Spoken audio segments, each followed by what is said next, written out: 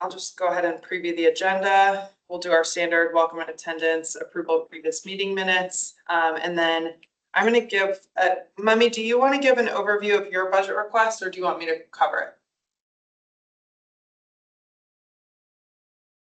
I'm happy to go either way.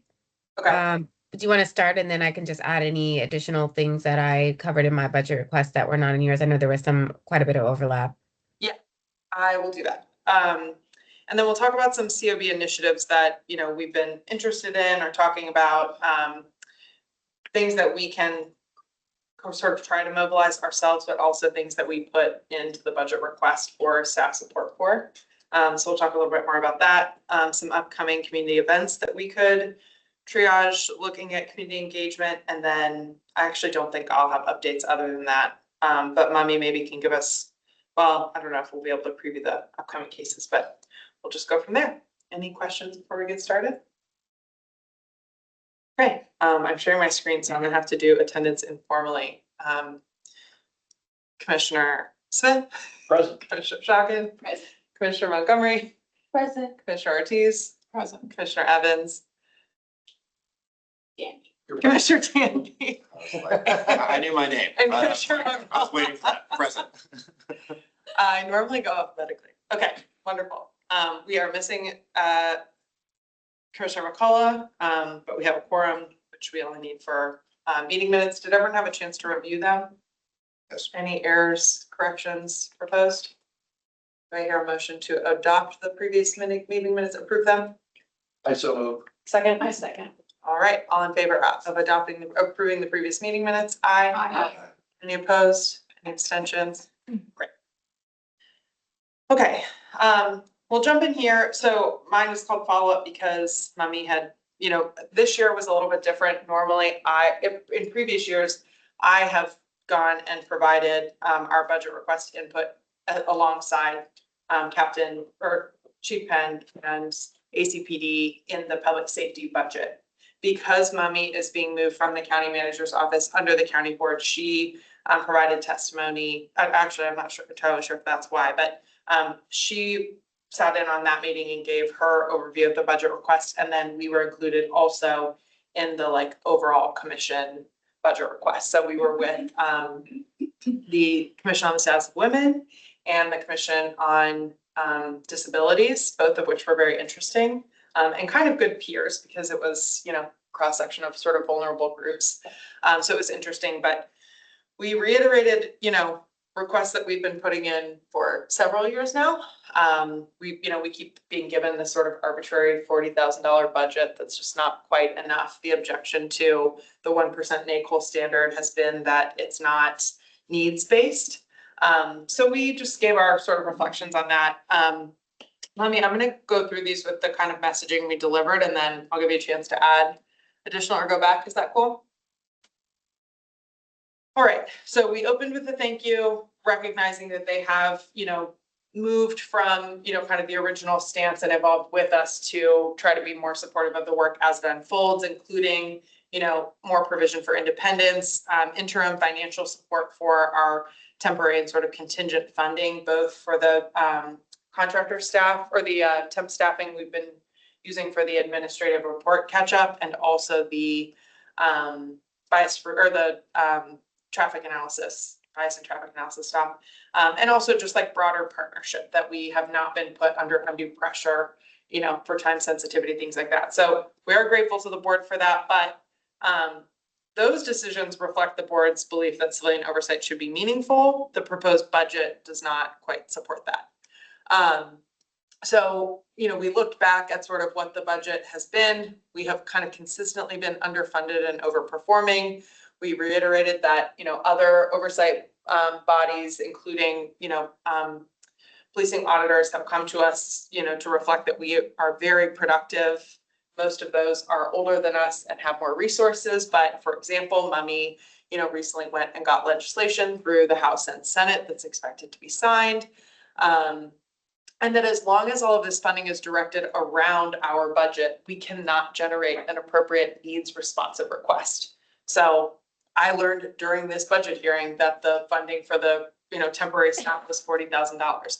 I don't know how to plan to like make that more efficient, or if we would, knowing that, put all $40,000 towards catching up on administrative reports. Like, we have to have independence and control over the budget if we want to be able to, if we're supposed to be accountable to its performance. So, this is sort of a pattern that's emerging, and that we don't think the board intends to send the message that, this is sort of a more performative effort.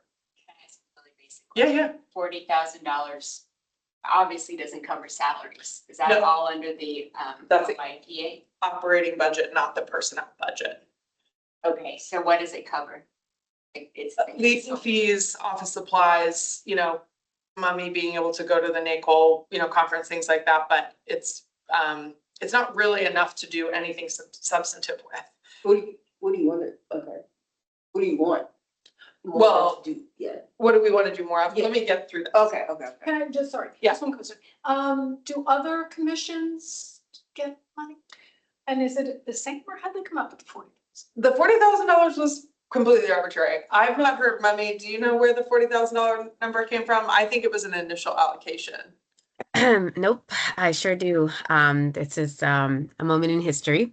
Well, originally our board and our IPA office was funded for $100,000 of operating expenses. This was just like the blanket number that you see right there in fiscal year 2023.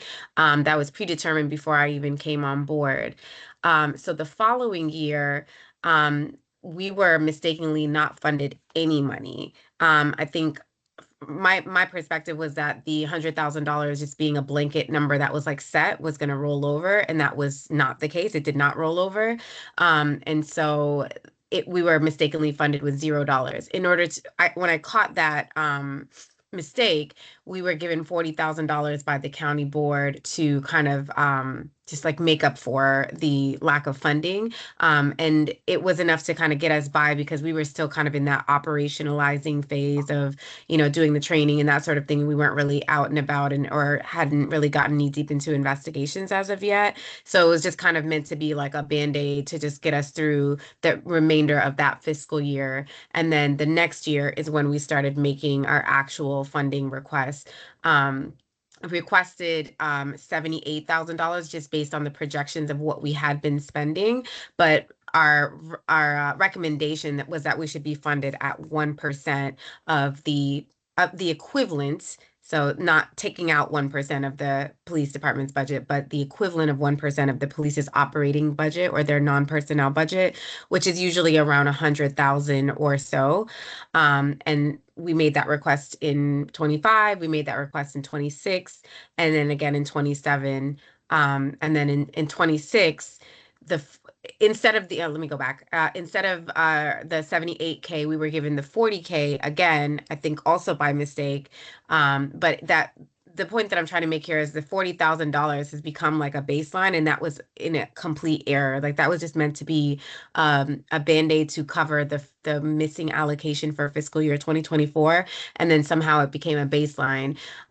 So we got 40,000 in 24 to make up for that, but then we also got it again in 25 and in 26. But the reason why you see the 65,000 in 26 is because we got an additional 25K just specifically for that temporary support staff for the COB.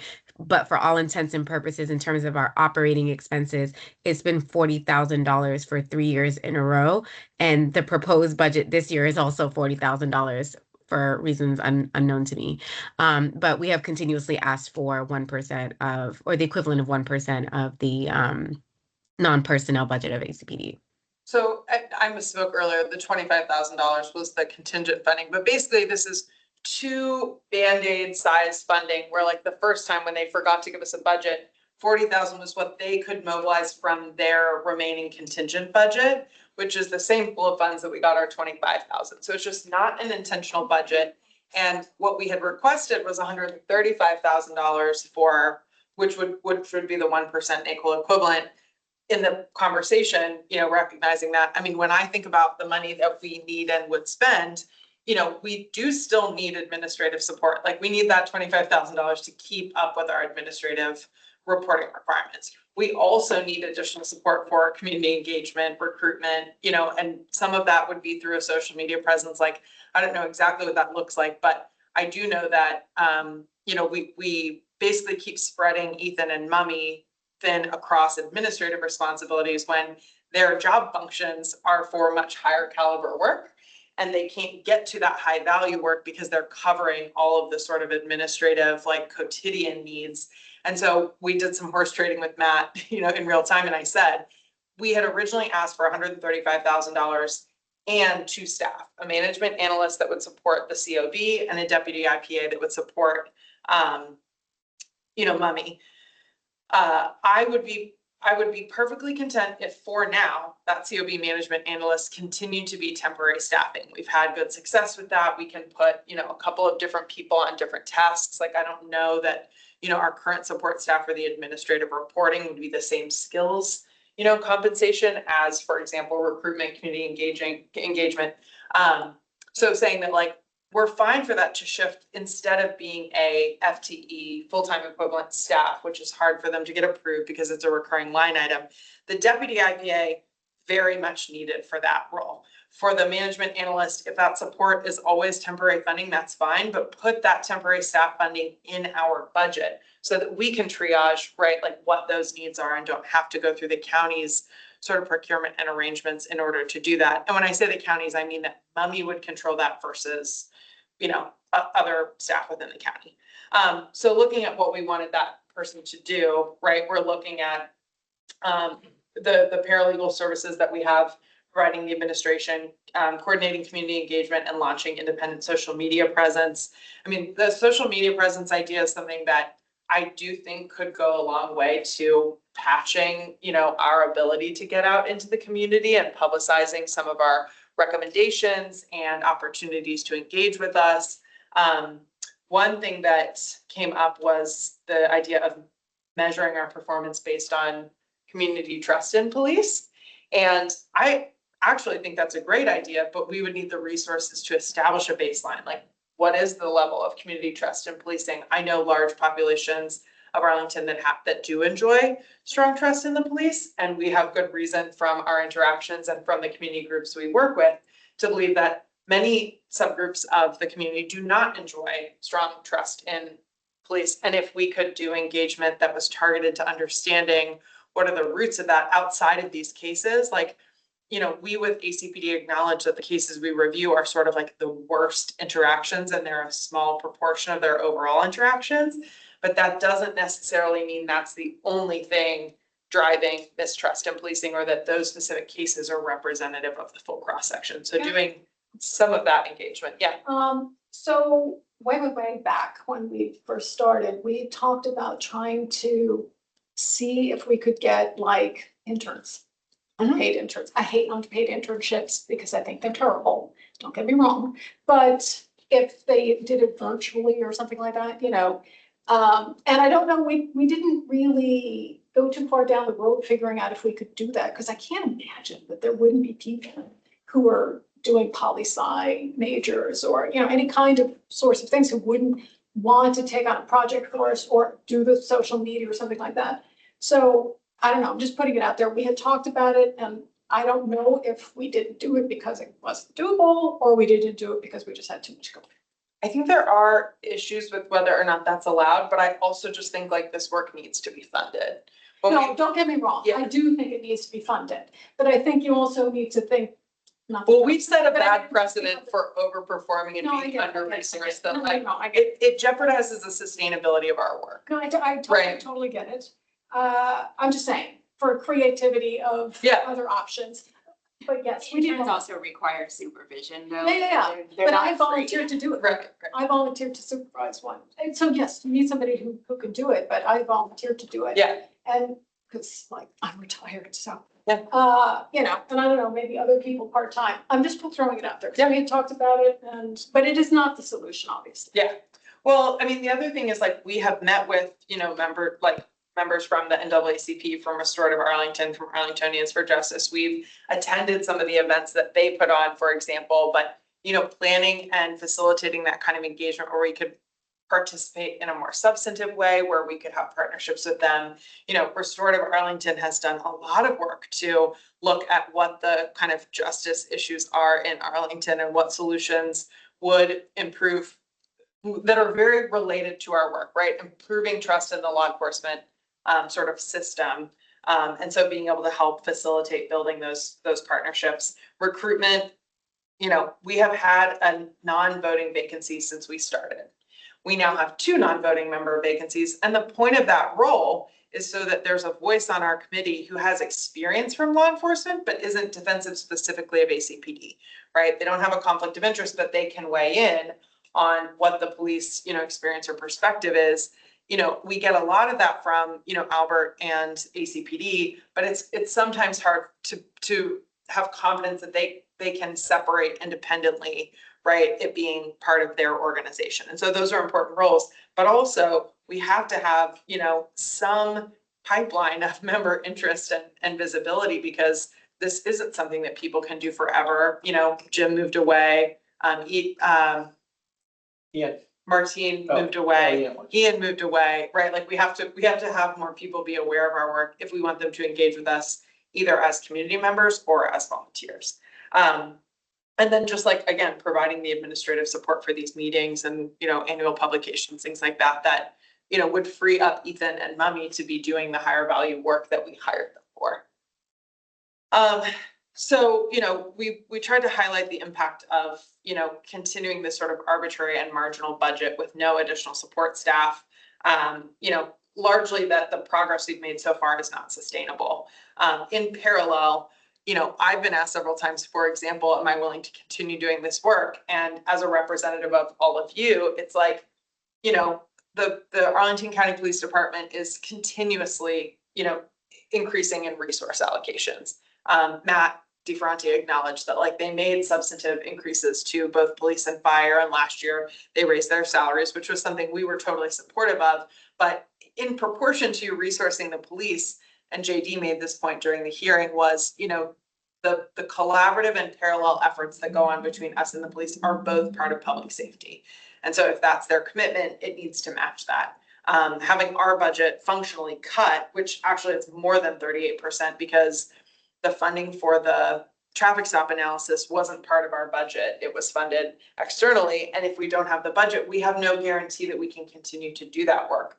Like for the bias-free policing and the implicit bias best practices, that's one of our most contentious, most recurring challenges with ACPD is none of us have the expertise or the experience to help ACPD handle implicit bias in a way that doesn't, penalize officers for being human, but also doesn't permit that kind of behavior or the consequences of that behavior from, going through. So going through, the budget this way year after year does start to feel like it sends a clear message that this is not really a priority. Being better resourced would allow us to do a lot more than just reviewing the most contentious cases, which we know from ACPD's perspective, makes them feel like we have a publicly contentious relationship rather than being able to proactively explore more, best practices and things like that. So we did get some good questions. I think I covered probably the high level talking points. I did look through, the previous approved budgets, and there is a lot of discretion. I mean, I don't think it will surprise anyone in this room or online that Arlington has plenty of discretionary spending in its budget. I know that the whole country is sort of facing, some shortfalls, but we still fund a lot of programs that don't have to do with how safe members of our community feel or how much they're like protected and allowed to thrive. So I did mobilize a couple of examples, and I'll follow up with a draft letter. I'm going to circulate that tomorrow or Friday for you all to review. I know they have to make their final determination by the 22nd. So any thoughts or suggestions y'all have, I am happy to just put my name on it, but I would also love to put our group's name on it if that's something that, folks feel. Are there funding examples from other oversight bodies throughout Virginia that have relatively high budgets? We did last year and this year repeat what funding levels from our peers are, and we are relatively lower funded, especially given how many cases we review, how much, we've accomplished. Like the number of cases Mummy reviews, remember, is a lot higher than the cases we review. The like use of force review she has to do, like all of this stuff that gets done isn't all entirely visible through our public meetings. And, you know, that can be an increasing priority, except that previously we were sort of under pressure to get through all of those cases. So that was really all we were doing. I can't remember off the top of my head, but I can circulate the slides from last year's meeting, and Mummy and Ethan updated them for this year. Ethan, do you remember what We were one of the lower ones. I can pull it up in just a second. Okay, I'll keep going and then you let me know when you have it up. Perfect. But yeah, I sort of broke out because I, in real time, increased our request from, 135,000 to 250. I broke that out into line items that, like, yes, we need to be able to pay our independent counsel. Yes, we need to be able to go to conferences and buy office supplies, but there are other material needs that we have, including temporary staffing, including contractor engagement. And that, like, we've sort of been promised a small amount of funding to engage a bias expert for years, but because it's outside of our control, it never actually materializes. And that's something that community groups have asked us about on a repeated basis. So it just,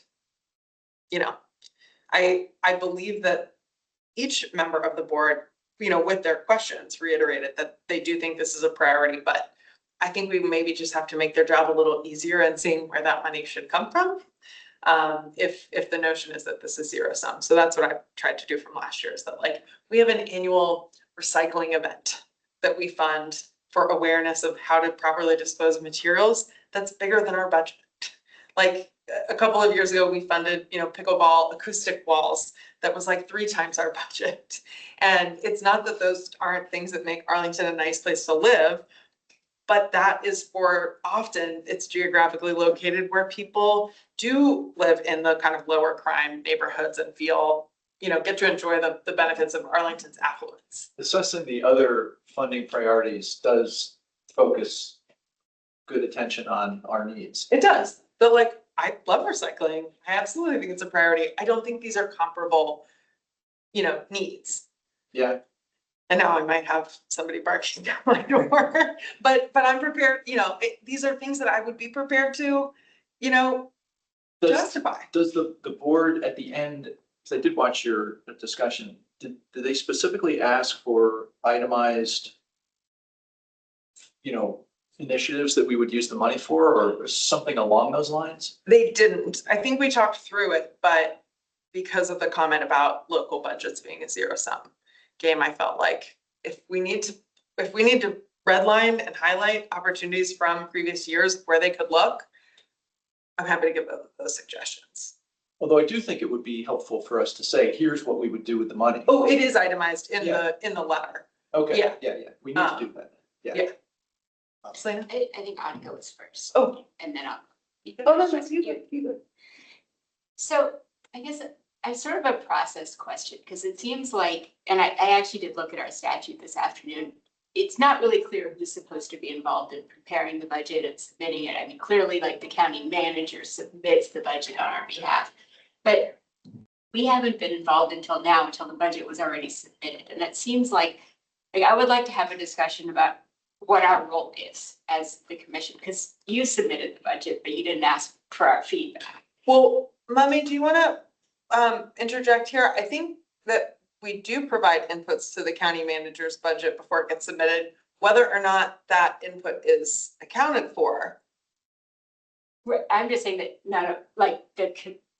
I wasn't asked for my opinion, so it feels a little bit out of order to be asking, to be even having this presentation when it's already been submitted.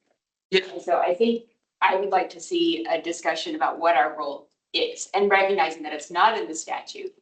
Do we have a role, and what would that be? And I also would like to say that I think we probably need to make a better case. Like, when I went onto the COB website this afternoon, we haven't published reports in about how many cases are being reviewed and things like that in like a year and a half. And I think we probably should put more out about how much work is actually being done. Or people say, well, it doesn't matter. Well, with that, I mean, that's the case for the 140% productivity increase. Like, as long as we're under-resourced, it's very difficult for us to make a case, because all we have capacity for is doing the work that, I mean, right until about the time the two of you joined the board, we were under so much pressure to just review cases and that workload, like we've had, and I don't think we've really talked as much about this, but there have not been as many cases that came in the last year and a half as were in that first year. Like getting through 15 cases back to back to back was a huge lift when we didn't really have experience doing that. And so having that kind of support staff, it's like I understand that we have to be able to justify the need in order to be able to like propose a line item budget. But right now, the only line items we can point to are the $25,000 of temporary staffing that was given to us after the fact, and the $200,000+ that went to the bias-free or the traffic stop analysis contract. But like, until we have a budget that we can use, we don't have data to put forth. Like, I can't really go get a cost estimate for what temporary staffing for social media would cost until I put out, you know, a requisition. But we were the OIPA was publishing reports. The OIP is not allowed to publish reports in accordance with the MOU or the. But there were reports, there are reports on our Our website, okay, about, that shows like the pipeline of like how many things were reviewed, right? Until about a year and a half ago. Yeah. And so we haven't done those, and maybe, like, I would like to know what the pipeline is, because we're clearly not hearing as many cases. Yeah. Right? And that is our priority. So what does the pipeline look like? Like, I think we need to make a better case to the county board about what we're doing. And I'm not sure that I can make the case, because I don't know what the pipeline looks like and how important our role is. If Yeah. we're gonna make that case. Yeah, I mean, I don't think the focus of our work and the need is to do with the pipeline. I mean, Mummy, in your briefing, I suspect that, well, Mummy's slides go over more of sort of the volume of work that the OIPA's office does, right? Like, this briefing does focus more on what the COB feels like it, you know, we need more support for. That. Like, we've brought up community engagement every quarter since we started. And we don't have the bandwidth to have, like, nobody has been able to take on that role as liaison. We've tried it ad hoc to say, like, everybody try to come up with one group that we could reach out to and be able to, you know, facilitate some engagement. You know, going to meet with those women at the church, I think, was really valuable, but it took a lot more energy than we have been able to mobilize on a recurring basis. Whereas, like, if those sorts of things are set up, it's a lot easier for us to staff them. That, like, when Ethan set up opportunities, we had people volunteer to go. So we have sort of an unquantified experience that I hear your point, and that is, you know, partly why I want to submit this follow-up letter that says, you know, as itemized as we can of what we would use that money for. But Because I'm frankly concerned about the pipeline. Like, it feels like we're not hearing very many cases, and I'm curious why that is. we don't have the same backlog that we used to, and Or do people not know about? Oh, Like, if yeah. they should file a complaint. Like, it doesn't seem to me like there are no more police complaints. Right. Clearly, there's some reason why we're not hearing cases. And so when we have meetings like this that are not hearing cases, that's not really what our purpose is. So we should figure that out. I think I would maybe push back a little bit on that's not our purpose. I think when you look at the ordinance, and I think that's part of the problem, the ordinance is very ambitious for what we can do and what we should be doing, but don't give us the money. We right. can't do it. I mean, that ordinance, I mean, we had big ideas. I mean, you know, we're all here of all sorts of things that we could do and that we wanted to do. We were talking about creating a youth subgroup where we were going to sort of look at the police engagement with youth in particular, and how juveniles are treated in the court system. And it's just, we had all kinds of things, but you know, they got sort of put aside because we had all this other Pressure stuff, to yeah, review to the get this cases. other stuff done. But I mean, I think there's tons of important work to do that is not the cases, which isn't to say that cases don't matter. And you could well be correct that people don't have enough awareness, and therefore they don't even know that there's a point to putting in some kind of a complaint or, you know, information about something they're concerned about. That may well be true, but I do think that there were a lot of really important, I mean, the point of the board was to increase the Trust. trust. And there were all kinds of things we were talking about that we could have done. And it's, it's unfortunate we haven't been able to do it. Part of it is the budget for sure. Part of it is actually because we've had so many cases. Well, and I'll give you to hear, I think what is the underlying theme of your feedback is that like, it would be great if this group could discuss it. Mhm. At the time that we were, being asked, or Mummy, and I see her hand up, had the opportunity to provide more input, where I know we put in the request for 2 additional staff. We were also in a pretty contentious battle with the county manager's office and the ACPD over records access. And so like, we had our hands full a little bit with one thing, and that's been a recurring issue, is that like, I don't really know why it's that time of year, but I do feel like between September and December of every year, we end up in these, maybe it's because we sort of have saved the contentious issues for not at the start of the year. I don't know, but I want to give Mummy a chance to weigh in.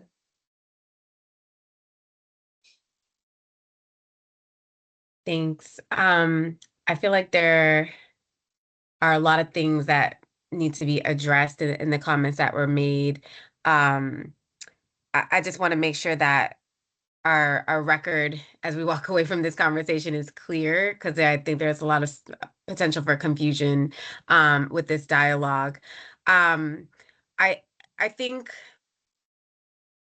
the best way I can say it is that first of all, when it comes to reports, right? And speaking for my office specifically, like my office is not required to put out reports. We're not allowed to put out investigation reports, just to clarify what Julie was saying. I do make a report, obviously, for every investigation that I review, and I share that with you all, but it's not public. It's not put onto the website.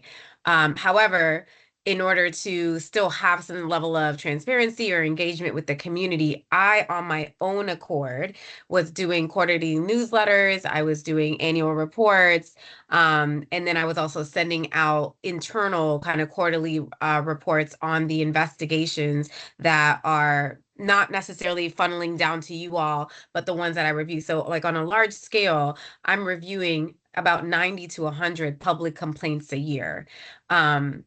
And that data is what you would see in like these kind of quarterly newsletters or quarterly reports and that sort of thing, or an annual report. And then about 10 or so % of those get funneled over to you all. That takes 100% of my time, if not more, that alone.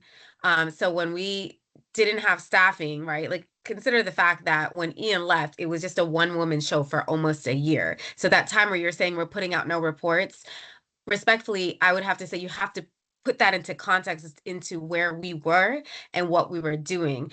From the onset, we were always overperforming with very little resources and just, trying to set up the foundation and like set a standard for what this work should look like. But that's, with a staff of 2. Then it became a staff of 1, being just me.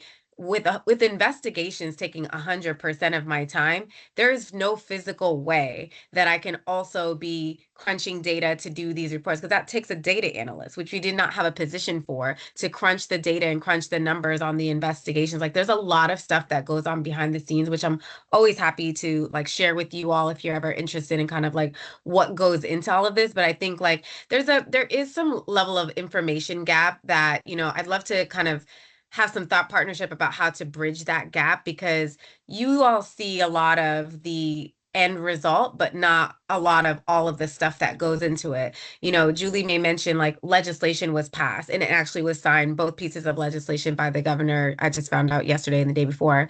Months and months and hours of work went into getting that legislation passed. And the reason why sometimes we have lulls in investigations is because we're behind the scenes, whether it's me, Julie and Dave, or me, Julie and Josh, or whoever was on the investigation, are spending hours in countless meetings. Like I actually wish I was tracking the number of hours that we spent dealing with that last one that we had with the sexual assault victim. And that was actually what kind of was the genesis, these investigations, that one, and then the juvenile record one that we had last year, that we also spent a great deal of time trying to figure out a precedent for, because as Lisa said, like we set some very big goals and intentions in the ordinance, but it was left up to us as the inaugural COB, as the inaugural police auditor, to figure out how to execute these things. And unfortunately, as we do that, we find areas where we need to figure out protocols because there aren't any, or change laws because there aren't things that address the legal obstacles and barriers that we have. And so I think like I hear what you were saying, Selena, about like making the case, but I think like it's not realistic and it's not long-term sustainable to keep performing at the same level with less resources and less staffing. At a certain point, especially as investigations ramp up and we're doing more of that, and also we're doing more systemic evaluations. We just launched a traffic stop data analysis that has taken a year and a half of work to do. Like we're adding more stuff to our plate, and that just physically is impossible to do more work with less funding, less staffing. And so the point that we're making to the county board here is that like we have so much work that we are working on right now that one, we are not able to put out reports at the same pace that we were before. And part of that was alleviated by giving the $25,000 for the paralegal. And because of that, we have increased the output of the investigation reports by 140%. But the reports that my office was putting out, that we don't have additional capacity there. So that's me and Ethan. And we actually are working on doing an annual report as we speak, to publish out the numbers for 2024 and 2025. But I made it very clear that when it was just me, I was not going to be putting out any sort of additional level of reports because it's just physically impossible. And I think the other point that is made here is that like with budgeting and staffing, if we're just consistently being funded and supported at a level to keep the lights on, that's essentially like what we're doing here. And it's not allowing us an opportunity to see forward, right? Like because of the level of professional standards that like we have, and then I specifically have in, the output of my office, I'm never going to let it fall below a certain point, but there is a point at which you have to be like, okay, what are the things that you have to prioritize, which investigations are, that is what we're supposed to be doing. And so we prioritize those. The investigations are ongoing and they are, happening.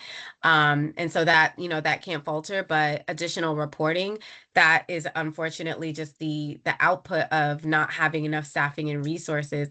Some of those things are, I think going to be returning now that we have Ethan on board, but you also have to consider that onboarding takes months and getting him up to speed. And he's also creating a whole separate body of work with his position doing policy analysis. So he's now working with ACPD, going through all of their policies. There's just a lot of things that are, I think, in the works or that are being done behind the scenes that maybe people are not necessarily privy to.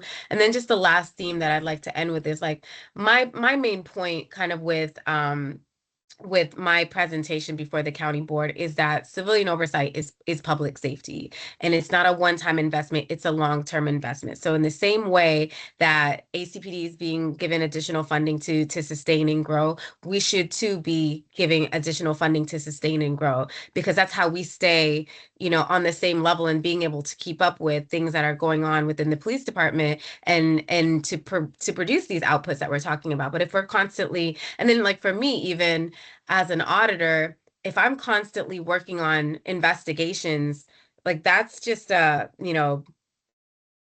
it's like a constant just kind of rat race, if you will. And it doesn't allow you the opportunity to step back, take a look at the things that you've necessarily taken from investigations and figure out systemic ways to implement them. And that's why a deputy position is important, because someone in a position that's leading the office their time shouldn't be consumed 100% with the day-to-day work. Like there has to be a fraction of that time set aside for this level of like strategically planning ahead. How do we grow our office? Where are there opportunities for growth? What are we doing well? What are we not doing well? All of these things. So like, I don't disagree with any of the suggestions in terms of things that we should or could be doing. I want to be doing all of those things. I've documented wanting to do all of those things. And the unfortunate reality is the resources aren't there. and that's the case that's the only case that I think that we can realistically make. Like there's no scenario in which I think we can realistically or sustainably be doing more work to prove ourselves to get another $40,000. And that's just, I don't know how else to say that other than to just make it plain, you know? I want to go back because I want to absorb your feedback in a constructive way. Like if we want to collaborate to do this better, I think we can always seek to improve. But for context, we gave them a much more detailed sort of case of like what we had gotten done, in fiscal year 25 with the budget that we had. That backlog was exhausting. I think everybody was exhausted by the end of that. And we were still trying to figure out how do we help ACP advance the policy recommendations that we've made. We did have to do lots of recruitment and onboarding to replace Martine at the time.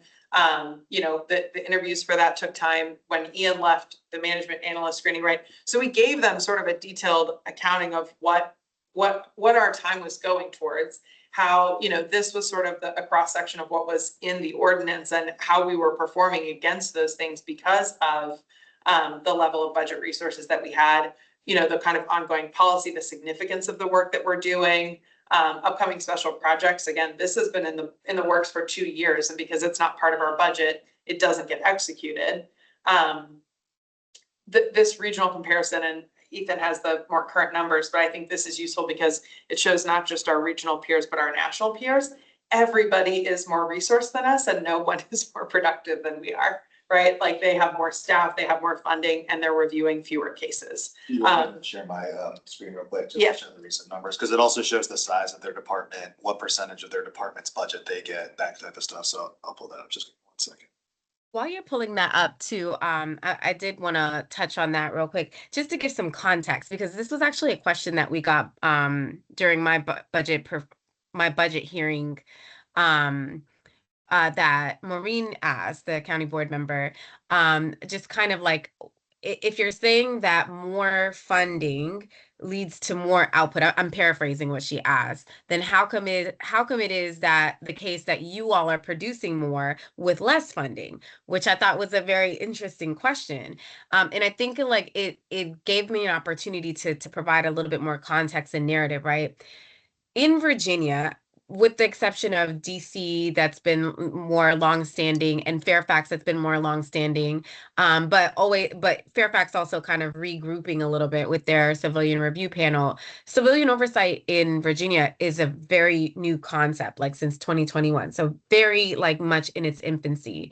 That being said, a lot of different approaches have been taken in terms of how to start this up. For example, Alexandria, while they are more staffed and more funded than us, hasn't done any investigations because when they started doing the work, they realized that there were a lot of gaps in the ordinance that they had created. And so rather than completing the MOU with the pre-existing gaps, they went back to the drawing board, revised their ordinance, and then went back and did their MOU and are just now starting to do their investigations. Whereas we went into it, I had outlined some issues that we had with the ordinance, but we figured out workarounds, and figuring out those workarounds takes time, takes a lot of time and resources, which is why we ended up, with the legislative pass, and in the near future, we're going to have to deal with the ordinance to kind of reflect some of those changes. But there's a lot of things that go into getting civilian oversight agencies operationalized,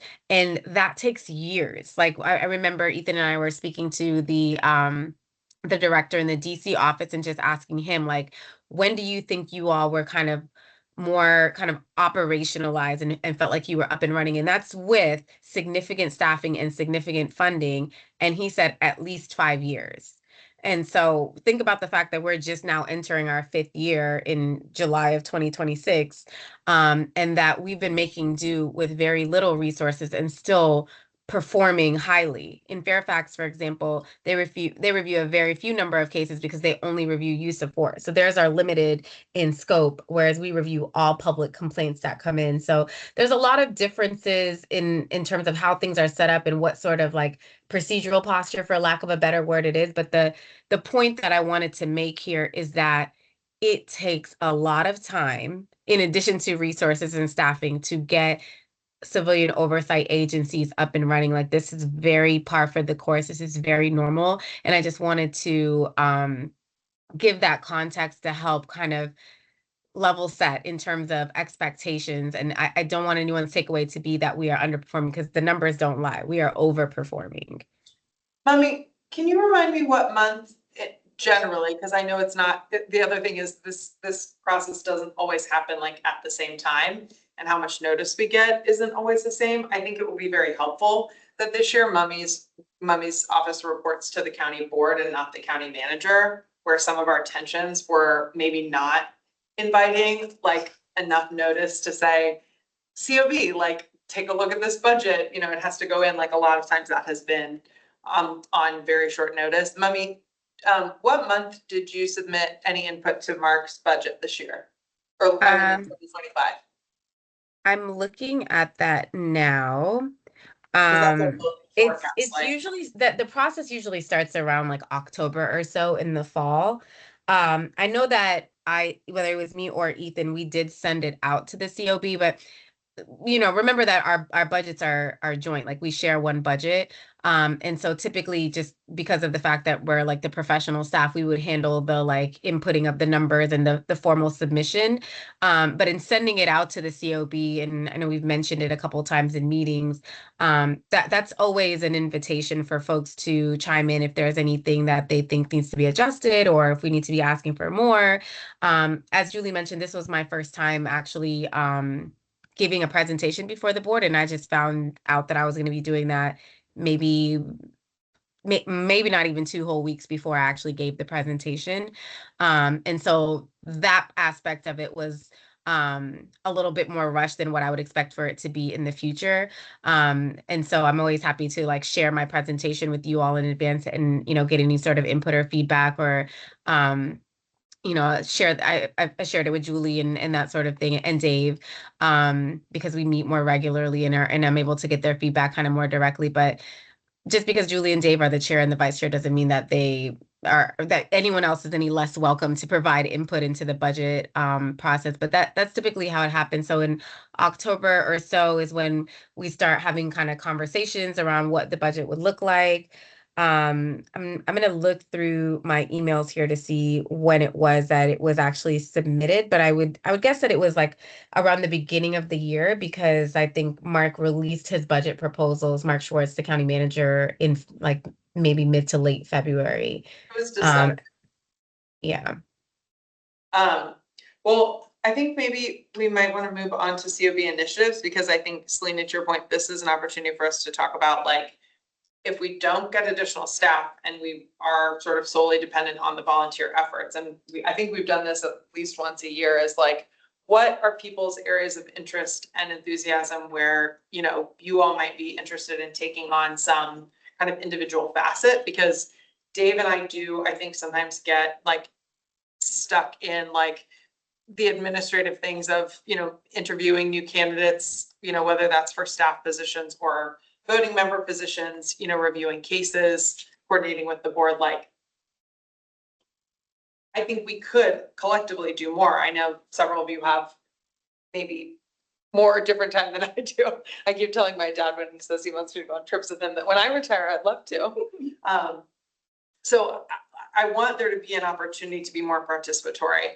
One of the challenges we have, and I know all of the commissions have this, is it requires 2x2 meetings, which is very labor intensive for people who have full-time jobs and are doing this in a volunteer capacity. So I'm going to share my screen back and just talk about some of what, you know, from our budget presentation, you know, things that I think would be valuable priorities. Like I know you want to get into the initiatives. Can I actually just say one thing on the budget? I know we need to move on, but. Go ahead. All right. You know, I'm just listening to, you know, everybody's perspectives here when it comes to the budget request. I think you know, everybody's having, I think, valid concerns as to the productivity, managing the expectations so far as what we can actually produce, making the case to the county, of course, for what we are worth in terms of the money. And I think that the part that I am sympathetic to, so far as what David and Celine kind of brought up, is that regardless of however we're communicating that, do indicate in through a letter or anything else, how the money, of course, will be allocated. I am not sympathetic, frankly, to the idea that we need to make a better case as to we need more money than we do. They got $25,000, got 140% bump in productivity. In any kind of compliance work, no matter where it is in kind of an industry, once you make a call, state, national, local level, that there needs to be a compliance or oversight regime, that is not a call that's made lightly. And if you are doing compliance work and you are not catching things, you are not doing compliance. Ultimately, frankly, auditing and compliance and oversight work is a little bit like relationships, which is if you care about it, you find the time and the resources to invest in it. And anything else is just an excuse. And I think the part that I don't appreciate is the county has the numbers to know that they need to dedicate more than what they're doing. If they have questions moving forward after allocating that money about the productivity of that, that is something that I feel like the IPA and the COB needs to be accountable for. We all are here, residents of Arlington County. We all pay our taxes. Nobody likes waste.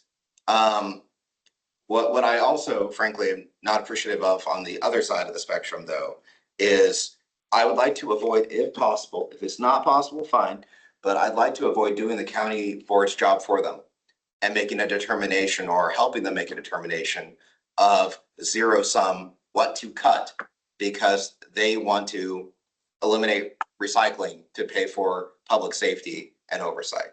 That is their job. And if they are not willing or capable to do their jobs, they should find a different career. So our job is to produce the reports, to do the work that's set out in the ordinance. And we're doing that. And we're overperforming. And so you don't have an excuse not to fund it. And until you have an excuse to show that the productivity is not there, which again, I am sympathetic to, and I think we should all be accountable for, then I think that's a discussion.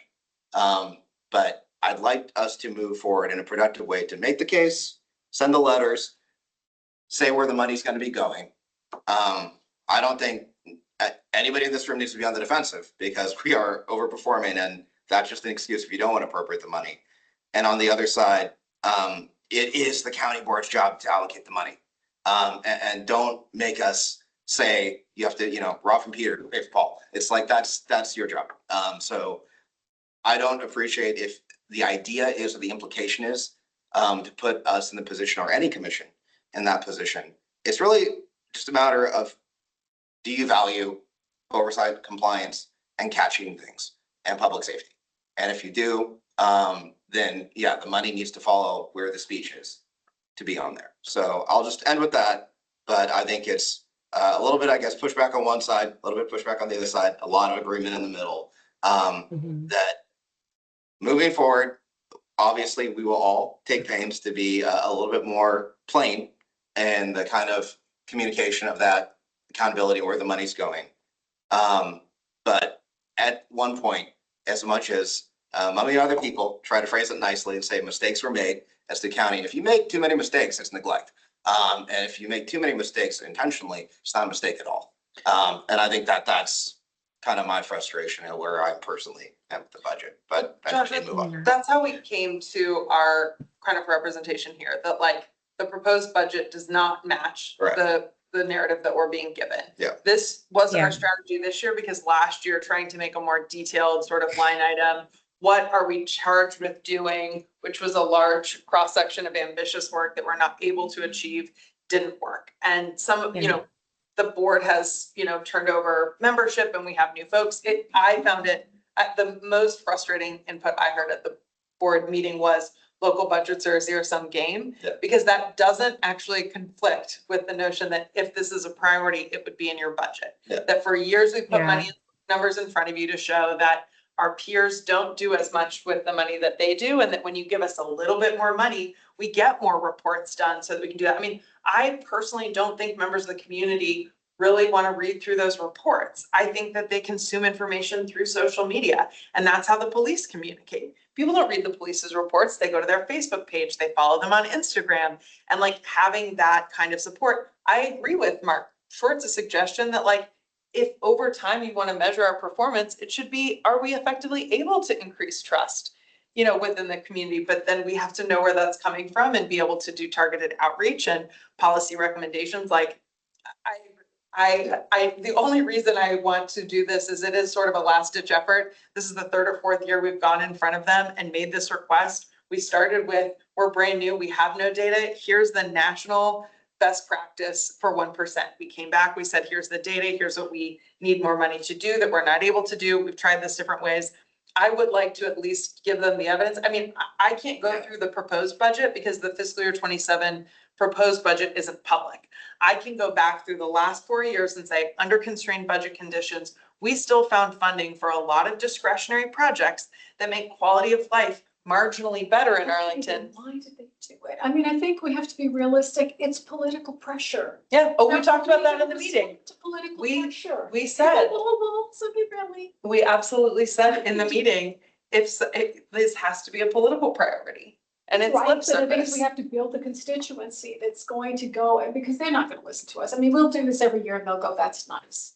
But unless we build a political constituency that's put pressure on them, because they'll have to get elected, it's not gonna change. Well, That's just the reality. we have talked about this, that our recourse is making more of a public fuss of the worst cases that we've seen. That's how we would get attention, and we have avoided doing that because we do prefer to work constructively with ACPD. We don't want to fearmonger and make people think that the worst cases we've seen are sort of what's going on in Arlington, but that is one of our major accomplishments. And we talked about that with the board last year in preparation for the budget, that like, you want numbers on how many reports you've done and all this stuff. There's a more basic question. Were you aware of any of these bad situations happening in your police department? And now you are. Is that not sort of a categorical milestone for being able to resource and, you know, modify your policing practices accordingly? So, Mommy, I see you got your hands up. Yeah, I just kind of wanted to recenter. I fear that we might have gone a little bit down a rabbit hole here, and it's fine. Like, I don't mean to stifle the conversation. I think it's good for and healthy for us to have these conversations, but I don't know how many of you have had an opportunity to hear the budget presentations that Julie and I gave. I know Ethan emailed out the one that I did. I'm not sure if he emailed out the one that Julie did the other day, but the tone of what are you producing, or are you actually doing what you're supposed to be doing, did not come out from the board at all. Like, that was not the tone. There was never even an inkling. Right, that's what I'm talking about during this Yeah. this presentation. I think actually is the opposite of like, you all are doing so much and you're performing at this level. So I think it's actually almost the opposite of helping them understand why performing at this level is still not enough, right? Like, that we are working overtime to keep the basic structure going, but we're not able to grow, we're not able to look ahead, we're not able to fulfill all of the other aspects of the ordinance. But in terms of investigations and the number of complaints that we're reviewing, like, because we are overperforming in that, I think it's actually kind of the opposite, where we're having to explain to them why, you know, this may look good and we're, you know, doing all of the things, but there are significant areas where we're lacking and significant areas where we're not being given the resources to grow. Basically, like, it's stagnant because we're not being given the proper amount of funding. So that this whole conversation about us needing to do more to prove to them why we need more money, like, I think that's kind of a red herring, because that's not what the tone was from the county board at all. They seemed very appreciative of the output of our work, what we've been able to accomplish, what we've started literally from scratch, and how far we've come. Because I did give a lot of a retrospective look in the beginning of my presentation, just because it is at the 5-year mark. Like, what did we set out to do? What have we accomplished? What have we not accomplished? And we've done a lot over the past 5 years. So I do not want that to get lost in the sauce of this conversation.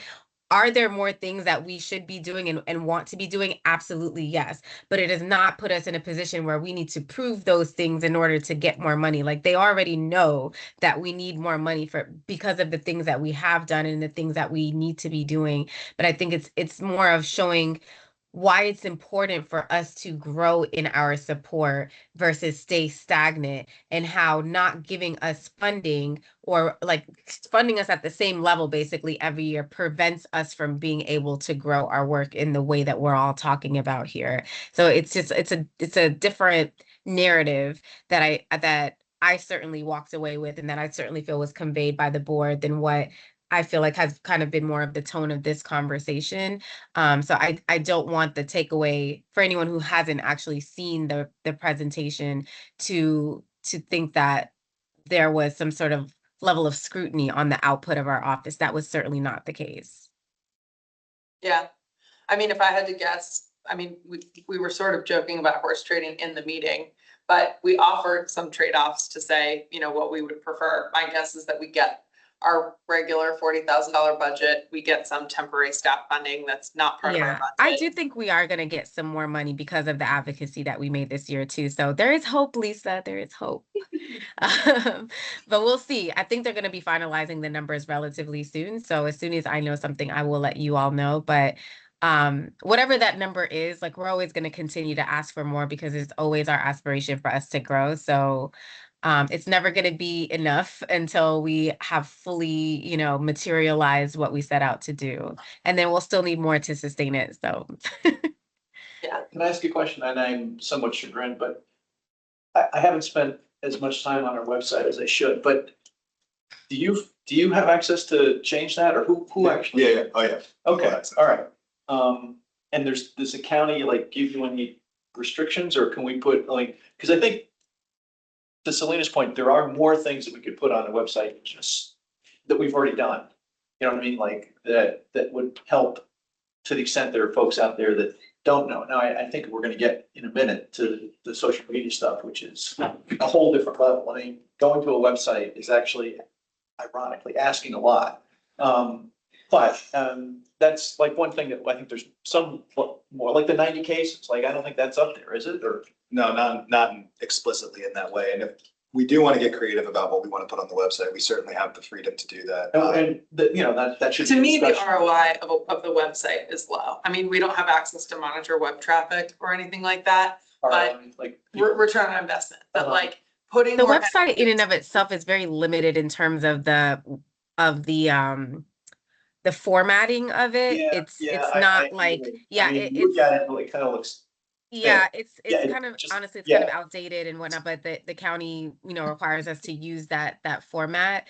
Those numbers though would be reported in my annual report, in our quarterly newsletters, that sort of thing. But if you go on to civil, for example, there is a data dashboard that is in real time reflecting complaints that are coming in through civil. The issue is that it does not reflect the complaints that are coming in through ACPD. We did, while Ian was here, explore ways to try to get ACPD to export their complaints into civil, so that at least the civil data dashboard could reflect all of the complaints that were coming in at any given time, and you can access the civil website or platform through our website. But we were never able to get that materialized with ACPD. So it only reflects the numbers that are coming in through civil, which are, if we're getting 100 complaints, I would say maybe 20 to 30% are coming in through civil, if that. Okay, well, that's a further conversation. Mhm. The website has value up to a point. I agree. Yeah, and I am making some substantive changes to the website in the coming weeks, because we do have to, in Arlington County, make it compliant, ADA compliant, by a certain deadline. So there's going to be, I will be in the website quite a bit. So now is a good time, as if you guys do want to see something structurally that can look different, I'll see what can happen. And like because they give you like a framework basically Right. to operate in, but. Think about just how much easier it is for us to have a Facebook page and post, we have a meeting coming up tonight. Here's the agenda. Here's, an overview of the case we're going to be talking about. A report was recently posted to the website. Here's the link. Like, that is much lower effort than just like, web development, it's not You're allowed to complicated, not right now. I think the And we social don't have media the thing staff could support to be, be able to do that. I think the social media thing could be coming into fruition at sometime over the next year. That was a question that Talk has asked about also during my presentation. So I think that is something that there is some interest in. Trust me, we've been making the case ad nauseum behind the scenes about why we need to have our own social media. And I'm sure Ethan could tell you about that after the meeting is over. But it's been something that we've been asking for a long time. And I think that's something that like easily if we had like a paid intern or something like that, that's something that is a low hanging fruit that we could get support with. And another low hanging fruit is that we tried to use the weekly Arlington County Digest where they send out information. We And asked they them to wouldn't- and do they that. wouldn't let us do it. Right, They right, wouldn't let us post that there was a vacancy for the COB. right. So. Or that our meeting is coming up, you know? But, yeah, Yeah. right. It is hard to find out what we're doing. Yeah. We are very invisible in any event we go to.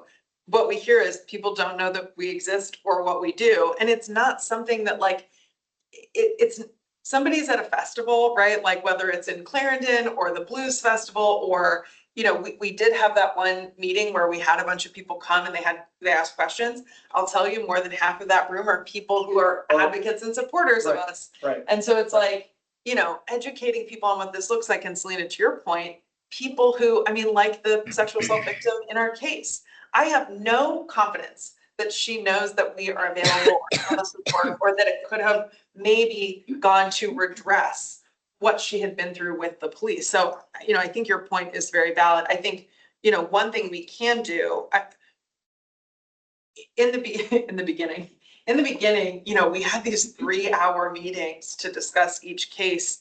And so, you know, we would have administrative meetings when we could, but now we have more opportunity to have administrative meetings. Like, I'm happy to make more collaborative sort of planning those agendas, and your suggestion about like giving us a timeline. Part of why we wanted to have an administrative meeting now is because the materials for the case weren't going to be ready with enough time, and we really don't want everyone to have to rush to review evidence. So, you know, as we get into that cadence, I think a little better, we can circulate the agenda and where people have interest in like, you know, doing some additional legwork to help us prepare. I would welcome that help. It is just like, we can't have a quick call everybody to say, hey, here's what we're going to go over, because that breaks the, you know, the public meeting requirement. So I want to just keep us moving because we do have a little bit more to get through. For the COB initiatives, from looking at the budget, from looking at our progress, this to me sort of is where I think we have 3 sort of substantive, each of these things would have multifold effects of our work. I think the policy scanning, you know, I've started to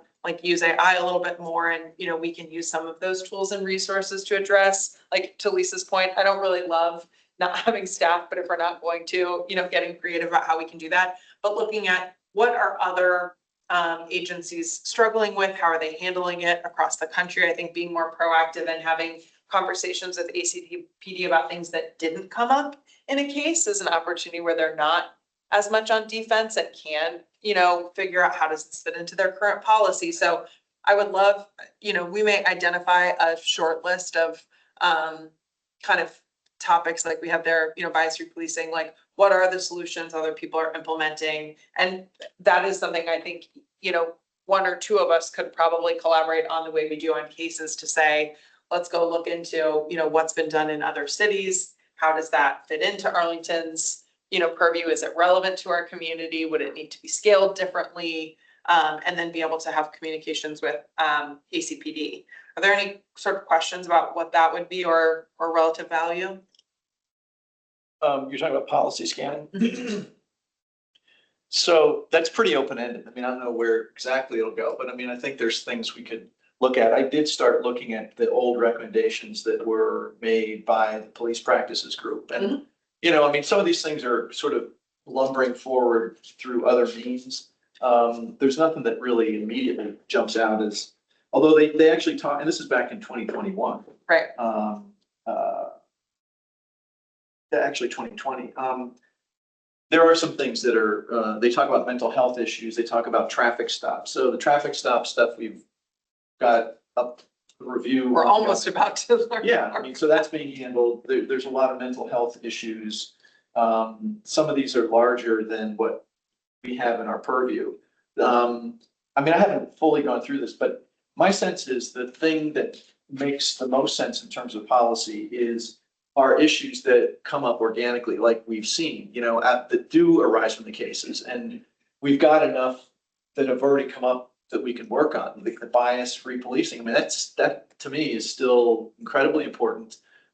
It would be really valuable to get an expert who can actually work with us, work with the police, provide suggestions for investigative questioning and techniques for LPR that would expand their ability to inquire into implicit bias and to have the conversation with the police so that they don't see a violation of their policy as a fireable offense, maybe create, that's a big issue. And we've raised it for a long time.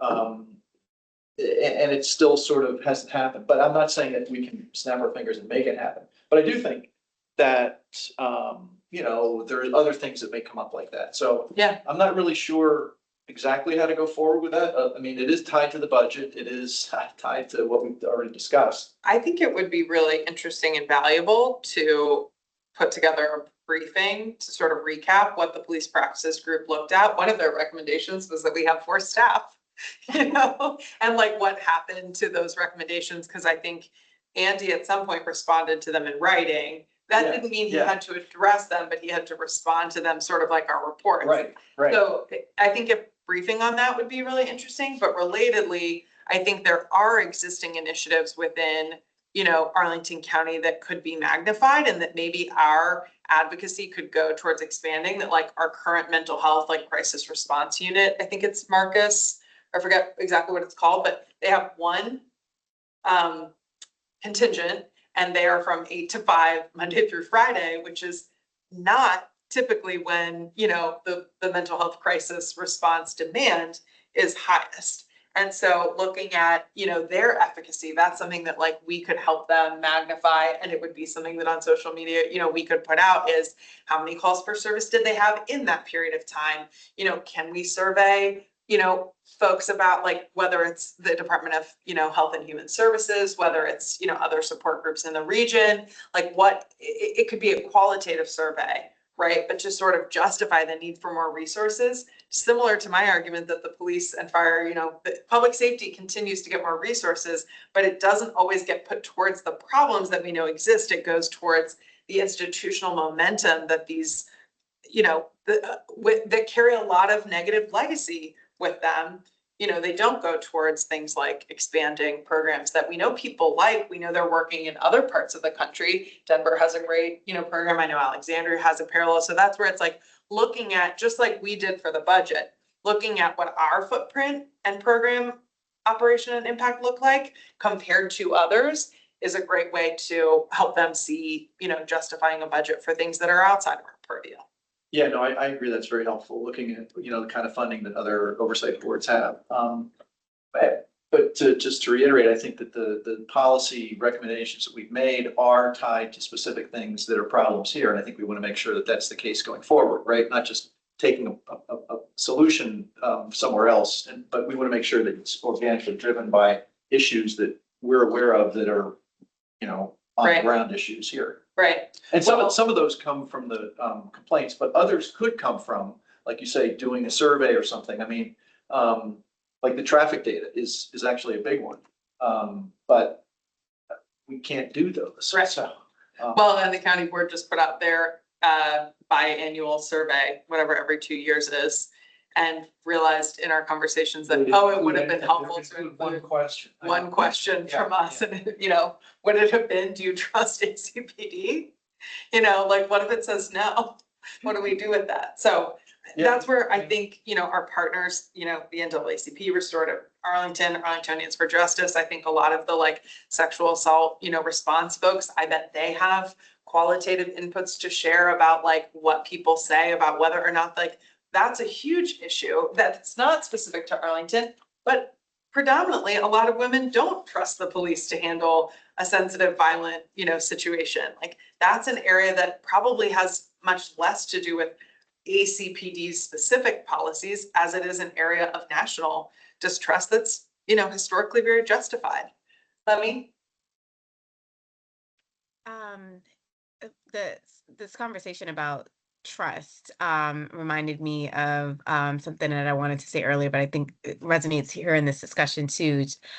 So one of our performance measures that was recommended by the county manager was trust in by BIPOC in the in ACPD. And my pushback was like, how do you measure that, first of all? Second of all, that can't be a one-way accountability system, right? So if we are to be measured, and I think it is fair because it is one of the things that is in our ordinance in terms of like the spirit of what we're supposed to be doing, so it's a fair question, but in the performance measure has to also be equitable, right? Like so there has to be a two-way street or like a mirror system, or like it cannot be only our performance measure whether or not people have trust in the police department, which is why that I was able to convince Mark to add trust in civilian oversight agency, because that is something that we can control more, but that still requires both of those kind of require a reciprocal kind of dynamic between our agency and the police department, where we are collaboratively working on things, we're making recommendations, those recommendations are being implemented, so on and so forth. Because we are making recommendations and we don't have any sort of authority necessarily over the police department, we can't force them to make any of the changes that we're recommending. And so there has to be another side of accountability on the other side of that. So I just want to point out that two things. One is that the performance measure, while a valid question, how we measure that, I think is takes a lot more conversation and a lot more thoughtfulness and intentionality. But also there has to be a reciprocal, like a mirror of that. I have asked many times to see performance measures related to the work that we're doing from ACPD's side, and I have not seen any. And I don't know, I'm not saying that they don't exist. I don't know whether they do or not, but I'd be curious to see how they match up with the performance measures that we have, because we cannot be held accountable in a way that's different than the police department for the exact same body of work. And then the other piece is just, how I think the other big piece here is like how we measure that, and how we measure that meaningfully and in a way that is nuanced, because I think trust is nuanced. So that's all I'll say on that. yeah. I think that I think working with those partners could be broader than, surveys and qualitative input, but I think having partnerships with them that were more actively maintained would give us a lot of valuable insights about the sort of local situation on the ground.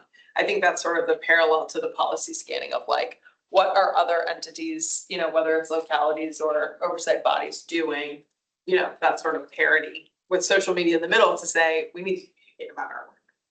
But one thing, as you talked about, is we can set up outreach to these groups, right? Like restorative, Arlington, obviously NACP, which we should do, Well, we have met with them to talk about this stuff, but like, there's not a ton of capacity for follow through.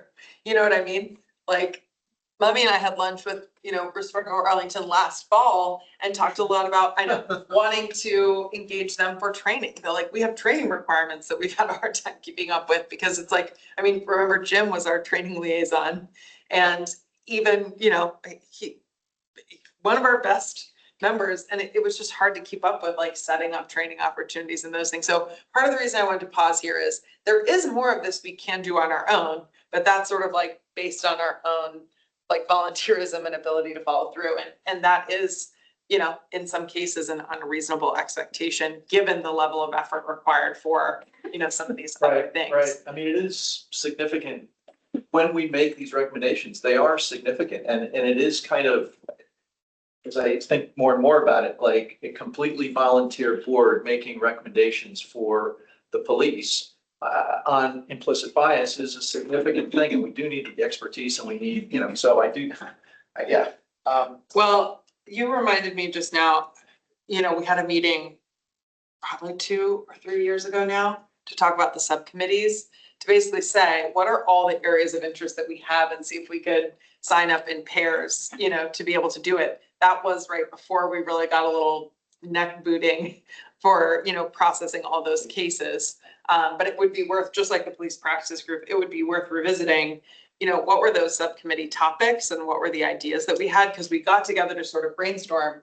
We just really lost steam. And now, Selena, like, I think to your point, we are getting less complaints, and maybe that's concerning and needs, redress of its own, but also it gives us more opportunity to have administrative meetings and wanting them to be more participatory than like me bringing slides and just like walking through them. So I think we can move more in that direction, but I need input from you all, and I also need, support from you all. So I think we can brainstorm more about that now. I think we can also plan more administrative meetings, so we have the opportunity to sort of prepare some of this stuff.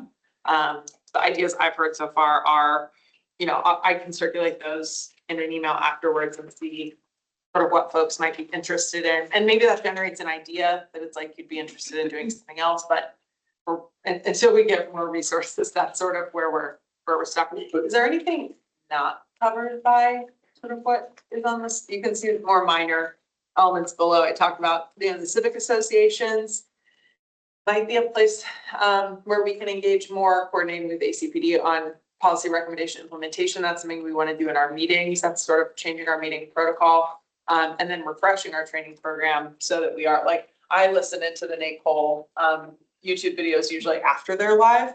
And it has been my intention to circulate an email to say like, here's what I learned, but I haven't. So I tried that. I know, figuring out sort of how to handle these. Are there gaps in areas of interest that members want to pursue or consider? I think these are really good. I think these are the main ones. I mean, I was interested in the youth thing. Mm-hmm. I think that fits on the right side. Yeah. Of like, how do we find, The we, trust thing.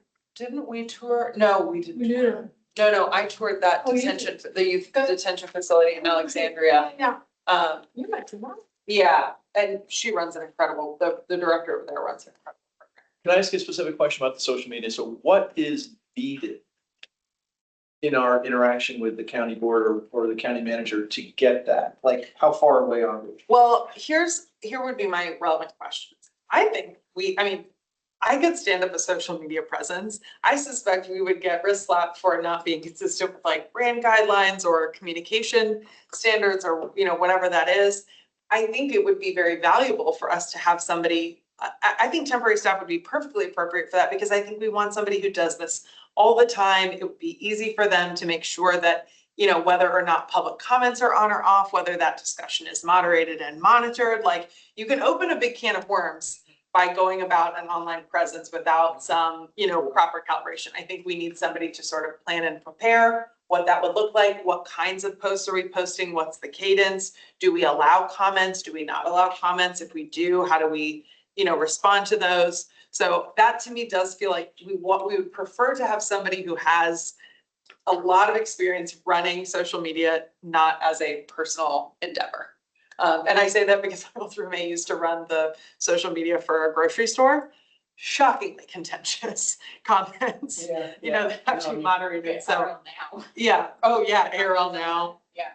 Yeah. So I, again, back in the Stone Age, when we started this whole thing, I seem to recall they didn't really have, like rules around what we could do with social media. But there was a communication guy. It's very clear when we first met. I can't remember his name, but he was like the Arlington County Yeah. communications guy. And he's like, here's what you can say. This is what I mean. Can't say. we could do it, but I don't think we would get very far before we got immediate pushback. And I'd rather, And I thought they said we can't do it. it's been a long time. I could justifiably say I forgot.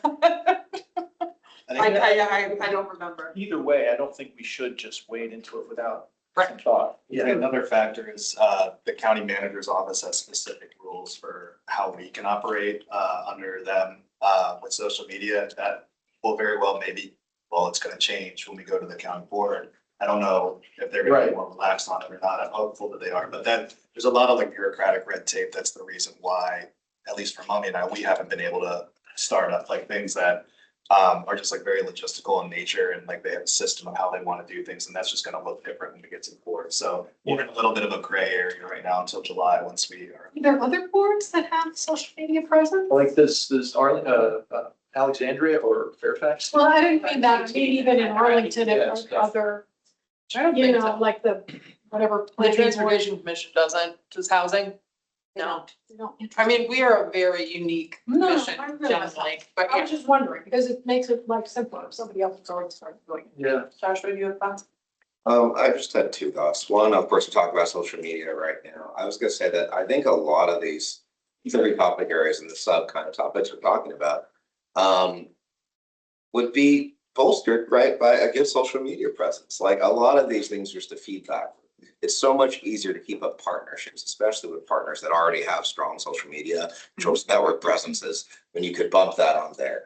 Police scanning, if you have surveys, if you have different protocols, ways for people to engage, compile that data, which frankly, a lot of these platforms have built-in analytics, which would save you money and time on the staff that would need to do that for you, for the county. And then when it comes down to vacancies, like how many times, I'm sure we've all seen different county board members hitting the link for open county, positions on LinkedIn and other platforms. It's like, that'd be great to do for the COB and just hit that up. So, I mean, just to reiterate what other people were saying, but I really think that like, honestly, like, I know that Mummy said, maybe we're already getting some traction there, but I think focusing on social media presence will make everything else faster. So that would be, in my mind, kind of a priority. And then the second thing, which is really a sub point, is you said again at the bottom, we have some other ideas. I'm really happy to see civic associations under there. Yeah. I thought about that kind of when we were brainstorming for the meeting. And one thing that just kind of near and dear to my heart, my personal experience, I've been teaching more,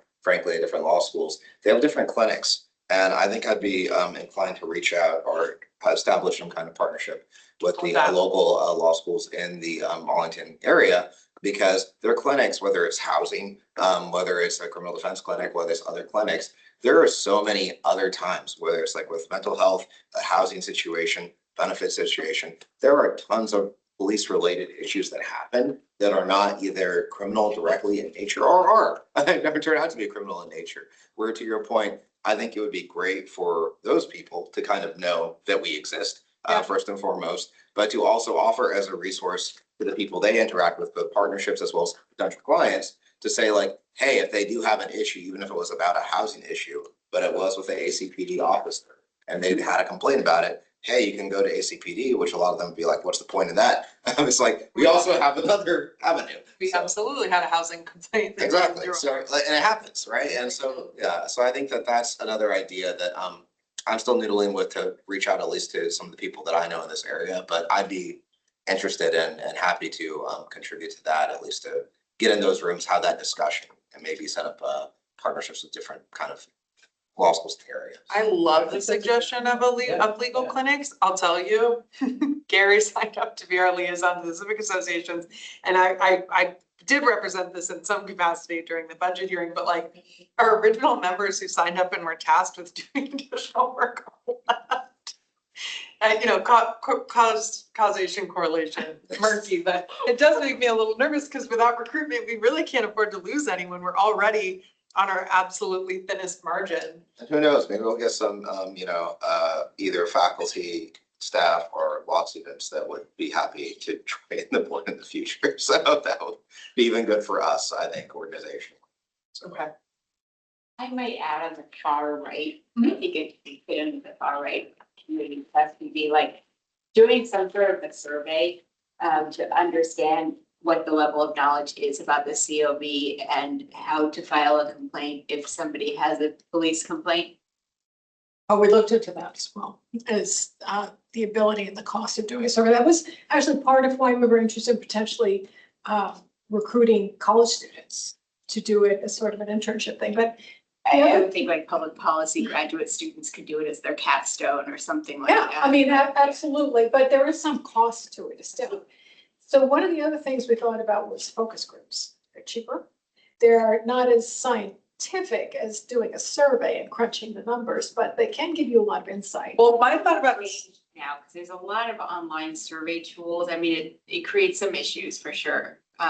But you could go to like a public policy graduate program and, you know, they could do it as a capstone with some of their own money. Yeah, I mean, we had talked about that, potentially doing it that way. The only thing about doing it online is I kind of worried that we were gonna miss like the Okay, Hispanic for sure. community or, you know, That's or huge. people who are But less. this, they have ways around this, like, Yeah. well, they can have canvassers go out and Yeah, conduct for this that, survey. to capture it, to make sure Yes, you're. there are ways of, Making sure you don't. miss. Gallup or Gardner, I can't remember which, sent me a dollar bill with a link to a survey. I did it. It's not because I really wanted the dollar, it was because it got my attention. You know, but like, there are organizations that specialize not only in best practice for survey administration, but to Mummy's point, you know, if we're gonna establish data, we have to make sure that it's actionable and meaningful. And, you know, I don't know how to write survey questions. That's not my skill set. Maybe somebody No, there are amongst things us. we do. Right. That whether it's temporary staffing, contractor staff, or a budget would go a long way to being able to do that. Yeah, I think assessing baseline trust levels could be done in parallel to awareness, but to your point, I mean, being able to quantify how unrecognizable we are might be something we could put in our budget, you know, request for next year, but we're just missing a lot of data. So. First question, how do you trust the COB? Answer, what's the COB? Right. Well, I'm not sure that the officers that I go and ride-alongs know what the COB is either, right? Yeah. I mean, yeah, to your point, I go right along, and they're like, so what do you guys do? And I'm like, oh, okay. Yeah. Well, Yeah. I'm here today to learn about what you do, but. It's like, Well, there's also a lot of fear about what we do that isn't justified. That, you know, it's like, do we publicly review every complaint? No. If OPR and the IPA determine that, you know, they're like, that education is still a piece that, to Mummy's point, going and speaking to them at their roll calls would be a great way to show that, like, we're not anti-police zealots. We, you know, are dedicated volunteers who want to understand your perspective and who try to represent it in our meetings. So, Anika, do you have anything, or does anyone have anything before we move on? Do you want people to volunteer, or you just throwing those out there? I don't think, I think each of these three is probably a little big, but if you guys want to tell me about what you're interested in, I have some follow-up items that I think are ideas I could circulate, and somebody could like take on a smaller ask or suggest that. Well, it's Like also riff on sort of across, because of course I want to do all the data. And it sort of cuts across. Mhm. Certainly on the social media, somebody was mentioning you can track like who's linked, who's clicked on it. Right, how many clicks, So you can set up how many stuff. views? And then obviously for the measurement of trust and how you're gonna do all of that, and whether you do a survey of focus group, whatever. Mhm. So I'd be interested in doing any of the amount of data related stuff. Okay, For that, the others, whatever. cool. Get a COB social media account, and just post a ton of social media AI images. One thing I will add on the social media that I think could be helpful in support of it is a complainant did call the other day, and I was assisting them in kind of filing a complaint, and they said they wanted to do it online, kind of on their own time, and so I had to go, and they were not super technology savvy, they didn't use email, so I couldn't send them the link, so I had to literally read out the long link, and it's like arlington.com/commissions/community engagement oversight, you know, dash and stuff, and so again, if I could just say, find us on Twitter or find us on Facebook and stuff, you can file a complaint that way, or it has a, you know, in the bio, like a link to the submit a complaint, like the civil link and stuff. It would just be a lot easier. So we got there, but like, it just took a little bit of time, and, you know, if she gets one backslash wrong, then, you know, that's taking you to the website. So I do really think social media can be really beneficial in just allowing people to reach out to us directly and in a quicker way too. Because again, you get one backslash wrong, I'm probably gonna just give up at that point, you know, if I'm just a random person in the community, Yeah, like, I don't really want to go through this whole process, so. Anyway, I just wanted to add that as just like a real Emphasis. moment where it would have been helpful to have social media and say, hey, you can go to this location, and this is where it's at. Right, search Arlington Community Oversight on Facebook and you'll find our page. And it's gonna be the only one, right? Like if you type in on Facebook, Arlington, the oversight board, already it's like a lot of words and stuff like that, but then you have to add the law enforcement piece of it too, to make sure you don't accidentally get routed to a different commission, and So anyway, there's Yeah. just a lot of, I think it's cleaner, so. Better make sure Arlington, Texas doesn't I was have gonna community say. oversight board. I mean, that's it. Again, maybe just for guerrilla community engagement, I also don't think there's I mean, it can take a lot of work to set up the opportunity to go to these things. It also could be as simple as wearing your polo and going and striking up conversations with a handful of people to try and have more conversations. Like, we don't necessarily have to, I am sort of wary of using Ethan for community engagement because that takes him away from the other like very high value stuff. So we're sort of dividing our priorities. Anyways, I just wanted to put up some upcoming events so that they're on folks' calendar. If you're going, you might consider wearing your polo and trying to strike up a couple of conversations. We do have, we were registered at Arlington Palooza to participate in that formally.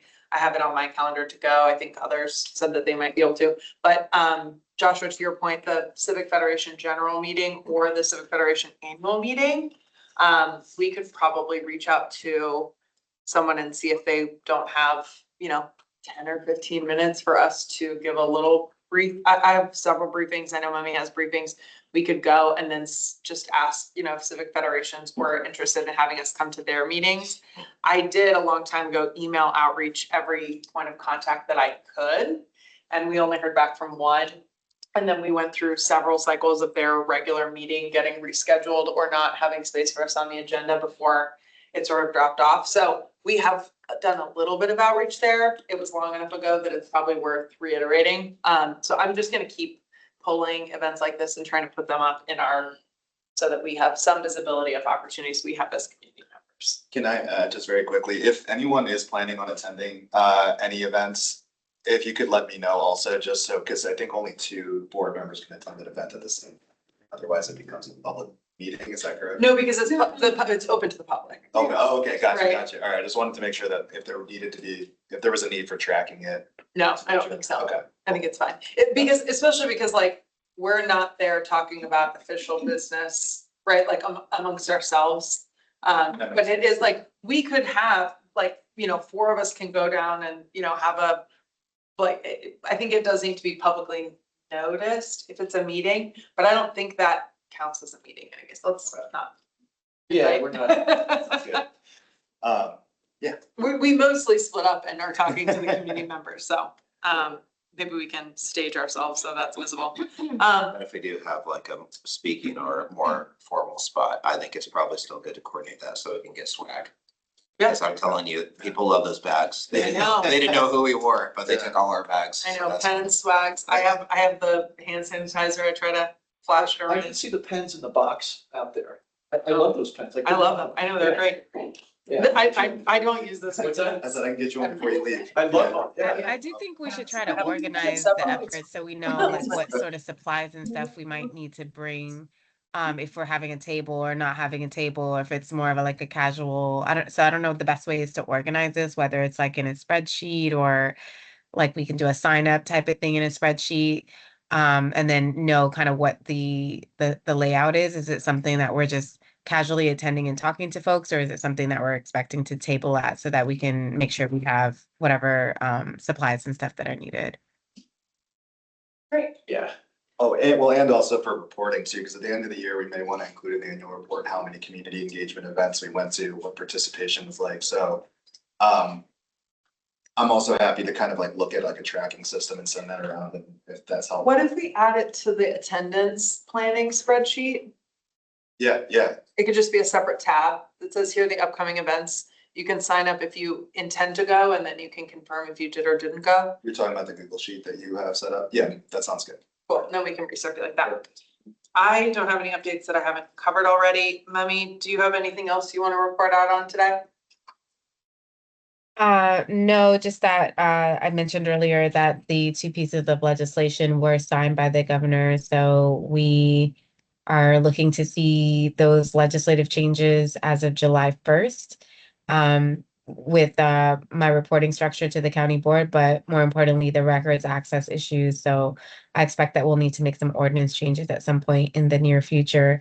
We may want to consider having a subcommittee with 2 COB members to provide any sort of inputs related to ordinance changes and implementing these legislative changes. So just putting that out there on the radar. Mommy, I'm gonna have a follow-up for our next administrative meeting. I have it, that we're gonna reiterate what our original like topics were for subcommittees and see if we don't want to give that another shot. So we'll put that in there. Ordinance, can be part of that. Okay, I know that we have a member of the public still with us. We have opportunity for public comment.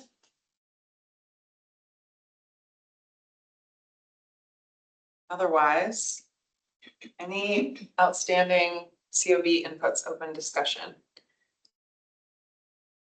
Oh, are we gonna talk again about the change in this process for, The cases? at some point? We absolutely can. I mean, the last one being all virtual, we didn't, It's hard to see how well it'll work. It's not virtual. well, I mean, I think that one was maybe kind of unique because, when we got into the conversation about elder abuse, the only reason I didn't think that was more material to cover in the synopsis is because the subject didn't live in Arlington, so it wouldn't have been ACPD's jurisdiction regardless. And that like they didn't, that wasn't really a failure on their part because nobody was aware. Like ACPD was not formally aware of this interaction. This was an officer like taking their own initiative.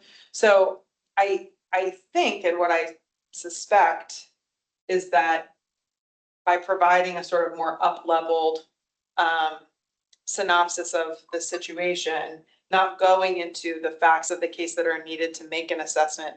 Our approach here is to lean a little bit more heavily on the co-investigation leads to really fully digest and work with ACPD. And the trade-off there being that we're encouraging ACPD to more kind of proactively engage with us on how they can make policy adjustments. So I don't know if it's going to work. I don't know if we're going to be satisfied with the outcome. I'm willing to try it because I think it will free up more of our discussion for other things. And I think it does a service to get to the more constructive outcomes than the sort of like public dissection of each and every case. But to, some of the elements we discussed earlier, that's something we're willing to try. I don't know that we're willing to like fully remove that visibility from public. I mean, part of it is that still shows up in the reports, like the level of detail we go into previously in the cases will still show up in the reports we publish online. So if somebody is concerned about a case that they heard, they can still go and look into that.